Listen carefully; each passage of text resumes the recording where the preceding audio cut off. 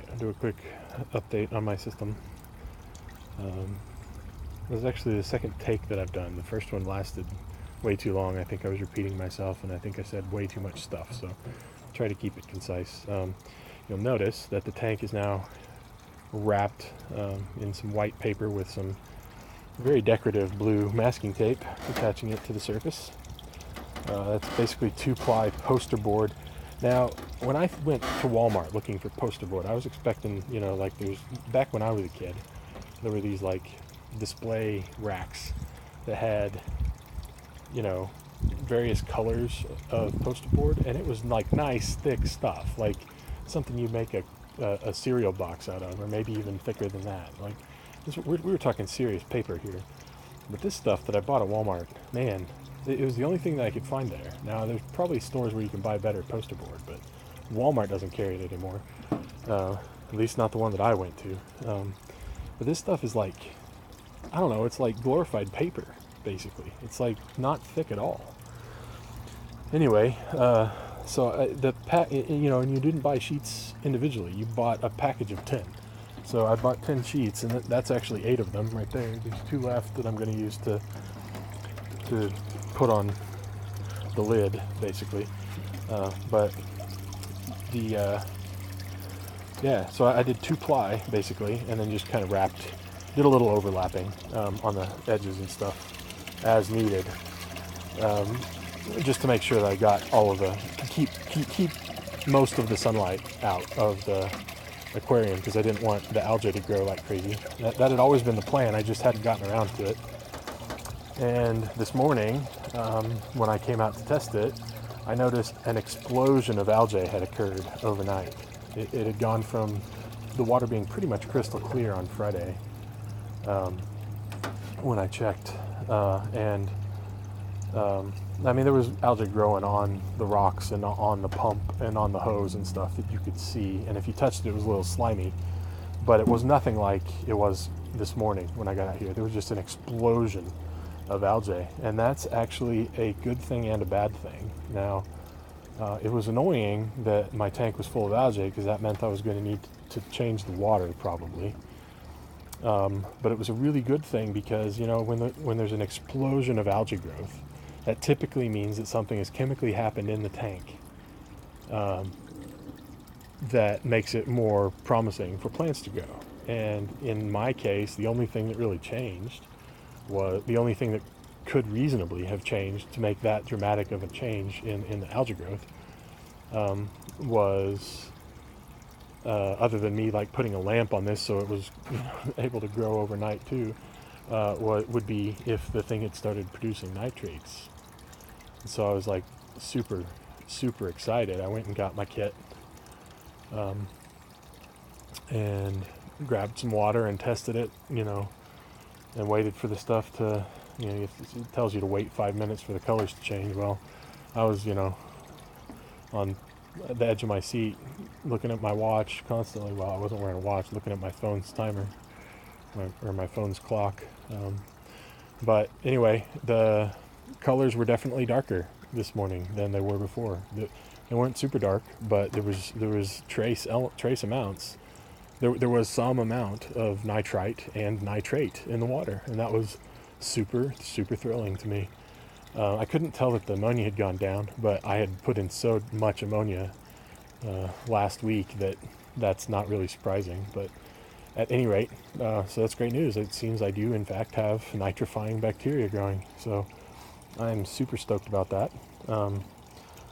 So anyway, that really, the massive amount of algae in the tank really lit a fire under my butt to finally get around to coating this thing with some kind of light retardant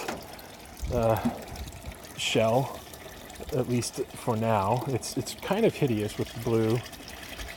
Maybe I'll get the kids to do some finger paint designs or something.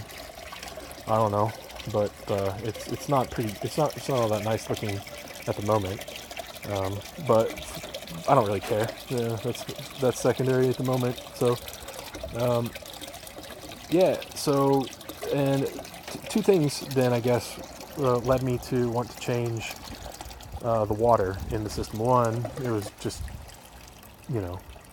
totally full of algae floating in the water. It was cloudy and ugly, so that wasn't thrilling. But additionally, I bought an air pump. I wanted to make sure that I had at least some form of oxygenation, even if the water pump gets turned off for maintenance or whatever. I wanted something to be putting oxygen back in the water. So I bought, you see those two little blue rectangles down in the bottom of the rocks.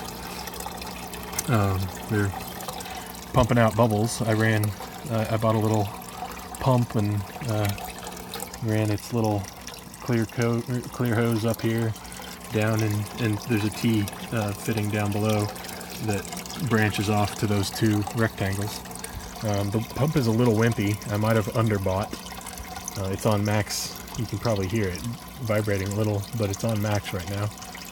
And especially the air stone on the left is not really pumping out that many bubbles. They're kind of leaking out the base and not coming out through the stone part.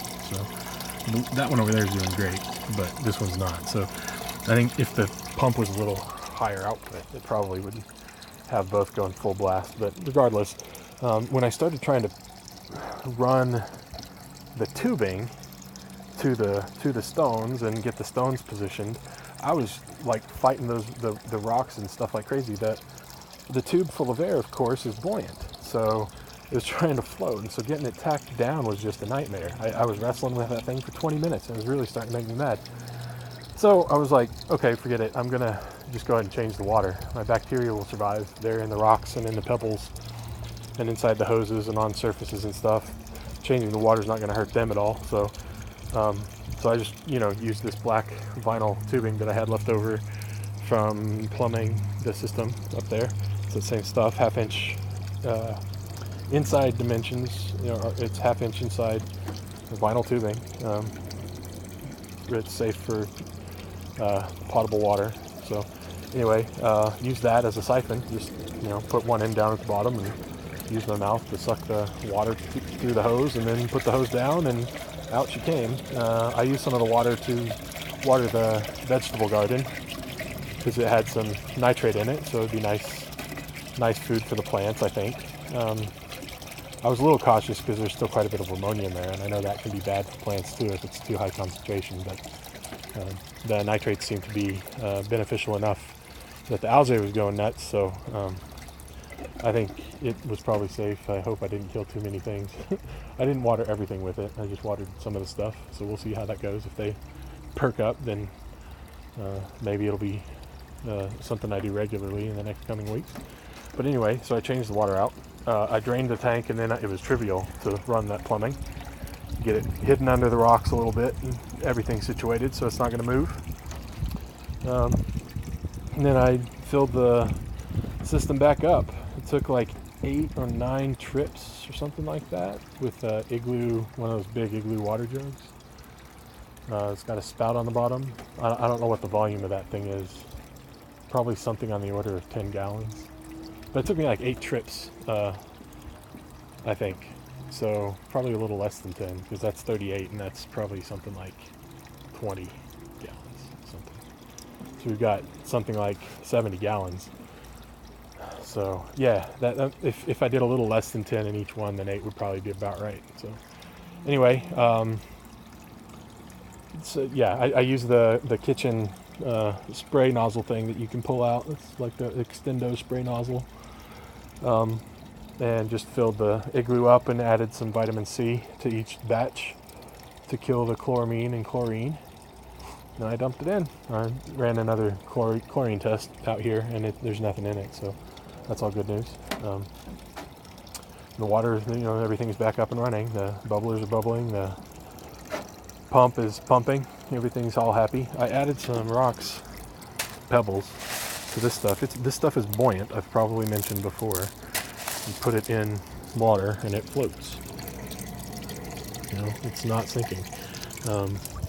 No matter how much you soak it, it doesn't sink. So that is not ideal necessarily in all situations. And in fact, in this system, when this bed was filling up with water, it was getting close enough to the surface that there wasn't enough weight to hold it down, and it would actually float up just a little bit.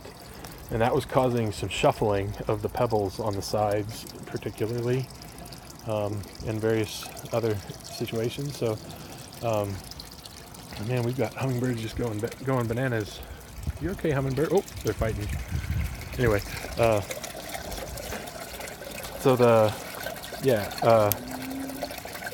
so I wanted to add some more. Well, two things. One, the water level was just a little too high based on how things are going.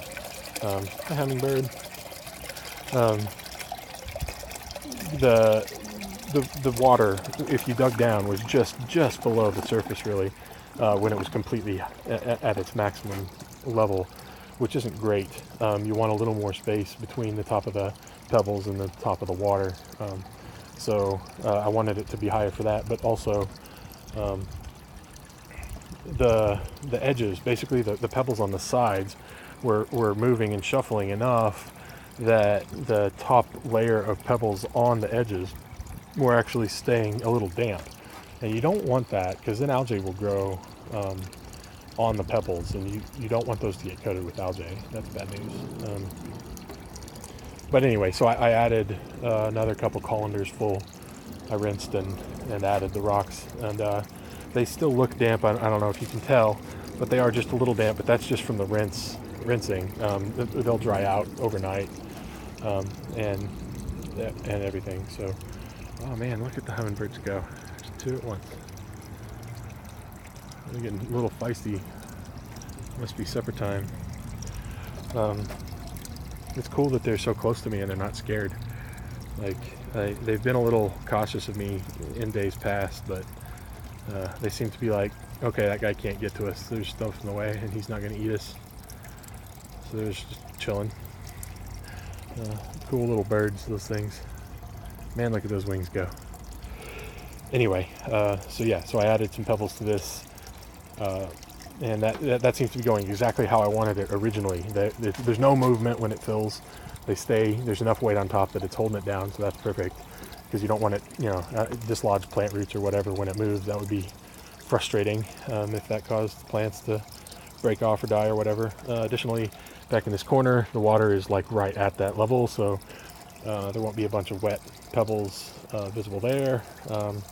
And we've got a little extra room between the top of the pebbles. Oh, see here, found one of the broken ones. Whoops. You'll notice that it's inside, it's pumice. It's not solid clay. The original version of these stones were just solid clay. I think the brand was Hydroton or something. And those are great, but they're more expensive and they're heavier.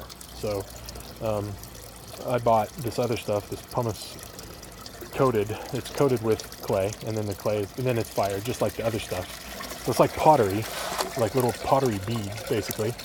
So it's not like the clay is going to break off and get into the water constantly, or get dislodged or whatever. They're essentially just very lightweight stones inside there that are pH inert. They're not going to cause the pH to go up or down, and they have no other chemicals that are going to come into the system, no calcium or other things that will affect chemical levels. So they're great for that. But yeah, it's basically like lightweight chunks of pottery inside here with non-sharp edges. So, but yeah, so that's now in a perfect state. I love how it's working. It's cycling perfectly, and it's there's no movement, and there's no wet on top. So that's going to be perfect. I have still not done anything with the deep water bed. Sorry, hummingbird, scared him away. Her, probably. I've got the styrofoam cut roughly into the right shape, but the edges are very messy, and it's a little oversized, intentionally oversized, because I want to trim it down with what's called a hot wire foam cutter. Basically, it's as it sounds. It's a really hot wire that you use as like a knife to cut through the styrofoam, and the advantage is that it melts the edge, so that you get a nice, a nice edge that's not going to break up and have little beads fall off everywhere. So I've got some nichrome wire in the mail today, and see if I can get that to work better than the guitar string that I was trying to use earlier in the week. It's getting dark now, so I'll go inside and start playing with that. I've got a cheap power supply that I built straight out of college. It's got no readout on what voltage or current it's set to, but it will provide up to about 20 volts and about 3 amps. So it's okay, Hummingbird, just drink. I'm not going to get you. Anyway, so yeah, the power supply will provide. I'll set it to. I like I said, I don't have a readout on the thing, and I actually don't have a voltmeter. I was using my dad's voltmeter before, but it seems to have gone missing. I don't know where it went. I'm also missing my soldering iron, which is so I can't solder the wire in place. I'm going to just have to use some clips that I have from a little electronics kit. But it should work out no problem. So I'm going to mess around with that and see if I can get it to work. If I can, then I'll have a raft.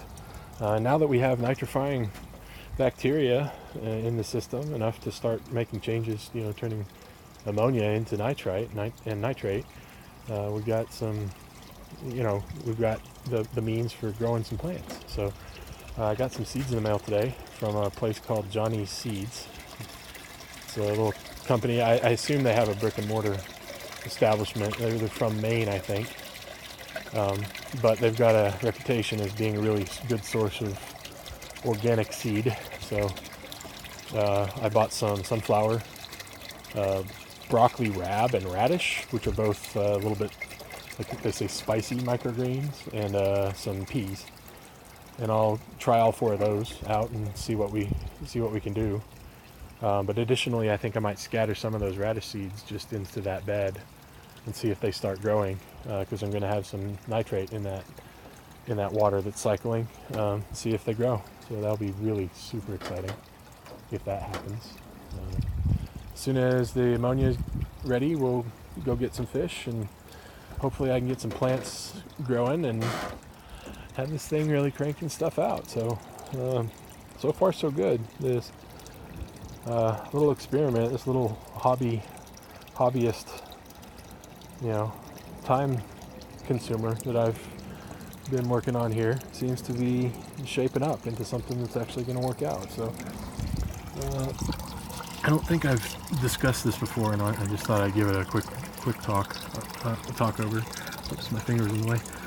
You'll notice that this column has some gaps in there, and that's because I bought actually 2 different kinds of cinder blocks. That wasn't originally intended. I bought some of these. I bought 10 of them, I think, 12 of them, because I was going to just have 3 high on each side. But this tank actually turned out to be about 10 inches taller than the math that I had written down on my designs. I thought it was like 20 something inches tall, not 30 something inches tall. So I didn't have enough cinder blocks, so I had to go get more. I decided to get the 8 by 8 by 16 instead of these are 6 by 8 by 16, which so since I'm using 2 of them, that gives me 4 inches actually of gap, which is fantastic in this purpose because I get to use it. That gap is like a little shelf to hold my stuff underneath the surface of the table, out of the elements. If there's any rain or something, it won't be a problem because these guys will be enclosed underneath that little under that thing. I'm probably going to put a little flap on the other side to prevent water from coming in from the side of the thing, but it should be safe here.